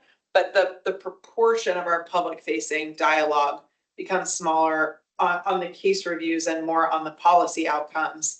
And that then, even on social media, I think that's a good place where we can post our recommendations that would get people interested in why is there a recommendation about, counting data on police firearms being pointed at civilians. If I was a member of the community, I would I click on the police email updates that say like, they announce a suspect has been arrested and. I think and again, it was hard to tell because it was virtual, is how much it will or won't allow for the discussion that as a group we have after the presentations. The central goal is to up-level that discussion so that we can get more into the policy discussions. I find that to be a little bit precarious. I think we're willing to give it a shot and see how it goes. Dave sent out the slides for the last one in advance, and I think that that's what you guys will see as a preview in lieu of that discussion, such that if you have clarifying questions, you can talk to the investigation leads, but I still find it. How did it go at the last meeting? Was It's it hard to tell because it's ACPD? virtual. And it was such a. It's also clear hard, case. it's also hard because there was no No discrepancy in disputes, the yeah, findings. yes. I think the next two cases that we have to review will not have so much alignment and will be in person, Which so. is for next meeting, that's the goal, right? I think we'll have to decide because I don't know that Albert can be here in person for that one and other representatives from ACPD can, which is fine, but also sometimes I feel like we lose administrative steam because we go back and forth between this kind of meeting and cases and there's not as much opportunity for follow through. how long will Alberts continue to be the head of OPR? He's- We don't know. Okay, because he's transitioning, right? Not, is that not public or something? No, I don't know. Oh. I just don't have more information about that. I don't think it's not public. That position rotates. Yeah. Right, and so I Yeah. think Albert is It's part coming of up the on the end of his standard. rotation. I know they've identified who the next person is gonna be, and they were gonna set up I don't think it's imminent because he's on this, training detail. And he was going to like facilitate, an introduction and conversation, so there would be some continuity of that relationship. We've spent quite a bit of time working with Captain Kim, so. And just to touch base quickly, is it going to be the 20th or the 27th? Sure. It's the 3rd, The 20th, okay. Just the third Wednesday. yeah. Mm. We need to update that on the website, And that's the standard, that's the default going forward. yeah, so we don't have a structural conflict. Nothing novel, but to kind of repeat, I guess, what, you're saying here, Lisa, which is that I am willing to try the new format. I'm a little bit hesitant just because, I understand, again, the rationale for why we're making a more high level discussion of these investigations. It does feel like the COB is taking one more step, to your point, to be more productive and accommodate. But I feel like we're accommodating a lot of people right now, Who aren't commenting. who aren't reciprocating that accommodation. Obviously the county board and ACPD here. And so if it yields results, happy to do that, happy to be productive. But maybe to the point of your concern, I don't want to feel like anyone here is stymied in their conversation about things that the public needs to know, because we're trying to be productive. Well, let me reiterate the rationale just so it's clear. Where the system is breaking down is if ACPD won't come to the meeting and interact with us, we're publicizing into a vacuum. People don't know we exist. We're having this conversation. We can be as contentious or as detailed as we want, but that actually has not worked at making change either. So if they're willing to concede that in these contentious cases, they need to be more proactive about making and explaining policy changes that they can make and what's the path to implementation and having that conversation be the focus, I'm willing to try. I think that means we have to be proactive about helping them keep the conversation to a point that we get the time and opportunity to do that. Like there's always little facets of the case that we each find most interesting or most important or something. And I think because there's 7 or 8 of us, depending on the meeting, right? Like that can take a long time and it gets into the posture that makes it seem like ACPD shuts down. The sad truth is we don't have a ton of authority right now, and we have not yet decided to use our political power for less than good more proactively. But this is sort of one of the last things I'm willing to try, because otherwise it does feel like we cover a lot of really important problems and we don't see any solutions. I get you. I mean, I totally agree. It's the only thing is for some, in a way, I sort of think of us as it's like a jury deliberation. And when we're talking, and quite frankly, sometimes my ideas change, or sometimes my thought changes. Because somebody says something, I didn't think of it that way. And that's the only part that has me concerned, because we've had some great discussions, and I realize that we are passionate, we all talk a lot, but those are really important. And so that's the only concern I have. If somehow I would stress that this is a hypothesis. Let's test it fully so we know whether or not it actually does work, because what we don't want to do is have tried it and go back to the other thing and have ACPD say that we like never really tried it or it did, So I think we can plan. I think it's really important that you all get that discussion plan with the detailed facts of the case a week in advance, so that, if Mummy tells us a month in advance which case we're reviewing, then we get her report, then you guys get the co-investigation lead sort of, it won't be the discussion plan anymore. It's sort of our analysis. Then you have time and opportunity to say, I don't really understand blank, or how does this translate into the policy recommendations? That our goal is to have sort of pre-negotiated, right? If we have different findings from ACPD and they don't want us to have a big public hoopla about it, what are they prepared to do about it and say publicly that would give us the the resolution we're looking for, but haven't been able to get so far. So that's sort of how this, I hear you. whether it That might works, be concerning. we'll see. But I think we give it a shot, and we try to focus on that kind of pre-coordination to make sure everybody has their questions answered and has the opportunity to see. I mean, Dave and I, like in one of the really contentious ones we put together, I think it was one of your first cases that we reviewed, and there were so many facts of the case. It was the one where it was the grand jury case, right? Where there were two subsidiary cases. It was very confusing. There were lots of different facets.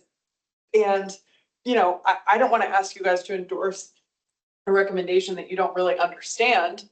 But I do think that if we are all of the same mind, we can up-level that, you know, publicize the discrepancy in our findings, and then have ACPD speak to kind of more the policy side of it than the Monday night quarterbacking. But I think we see how it goes.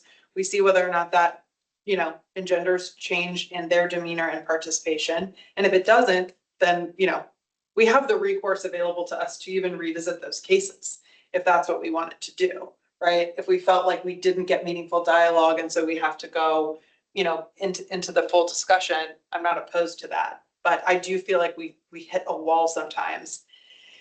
And I didn't have any other ideas for right now. I think the closed session from the new law, you know, that only applies to juveniles and sexual assault victims, but you know, those have been some of our more contentious cases, so we'll see. I also did mean to, can we make a note in the notes? I did mean to follow up with the new county attorney about their interpretation of closed session for officer privacy. I still think that seems odd. And I didn't agree with the last county attorney's interpretation, but it's worth it. It's worth asking a question, so. New attorney, new interpretation. Any other items for discussion before we adjourn? Okay, I'm gonna circulate a list of sort of kind of the smaller opportunities we talked about and see if folks are interested in just like taking a piece of that. And then we can decide.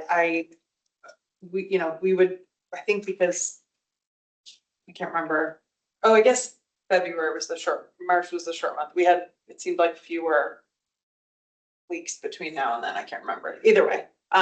If we have a case coming up, we'll let everyone know what the case is, so you guys can review the evidence with plenty of time, and get the discussion or the investigation co-leads kind of analysis circulated early. Oh, we did get a comment. JD.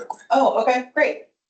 Amy, thank you all for your hard work. Looking forward to gaining more COB IPA funding and MOU ordinance progression in the future to fulfill the police practices group's vision. Thank you, Amy. We appreciate you joining our meetings and supporting our mission. We love your events and hope that we can do more partnership in the future. JD, hello.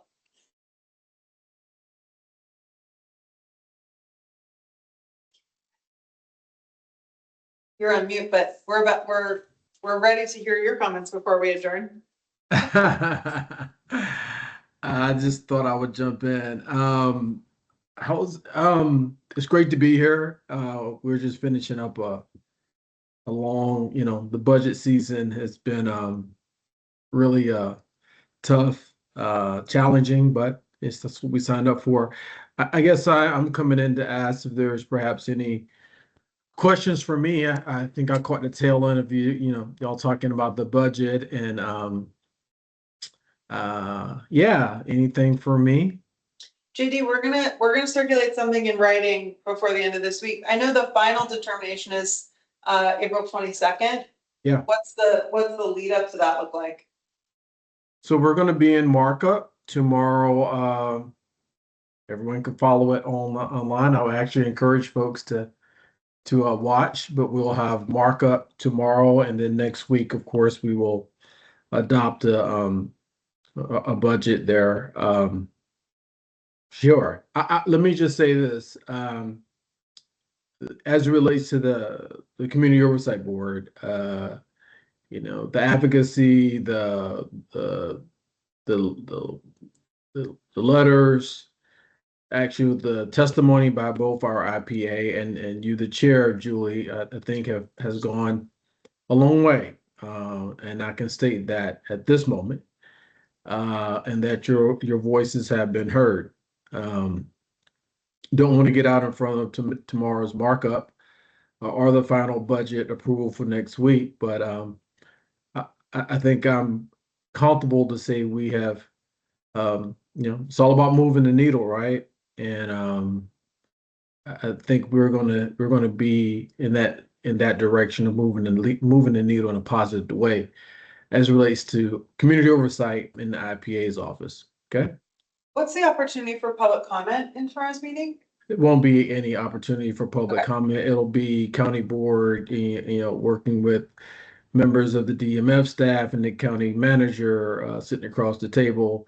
The chair actually put out, and it may be public already, the mark. We call it the chair's mark, which if you go to the county's website for the meetings, it may be out there for the public. In fact, let me see here. Maybe we drop it in the chat. Let me check. If y'all don't mind, I'll share it with you. Okay, give me a second. Because I think it's public now. Okay. Final decisions markup work session. Here we go. Was- I found it. You see it? Yep, I'm gonna send it to the COB. And so yeah. And I think by going there, Madam Chair, you will also be able to see what we call the chair's mark. Can you see that? Yeah, Okay. I think so. So yeah. We'll continue to have conversations. Again, I just want to thank everyone for taking time out of your schedules and being here tonight. As you can see, I just kind of walked in the house and wanted to jump on. But again, thank you all for your time, and sorry I missed the majority of the meeting. Good to see who I see up here, Amy, and who else? 6 people total. Well, All right. it's mostly us, but we're always happy to see you, JD. Thanks for joining us. Yeah. Yeah, thanks for your work on the board. Absolutely. We need you. Oh, yeah, it's definitely a team effort, right? Indeed it is. Okay. Right. If you have nothing else for me, I'll just stick around to your close and then I'll jump off. Thanks. Sounds good. Mhm. I think we've covered everything for tonight. We will circulate the agenda and upcoming case material soon. Thanks, everyone. Meeting adjourned. All right, thanks. Sounds good.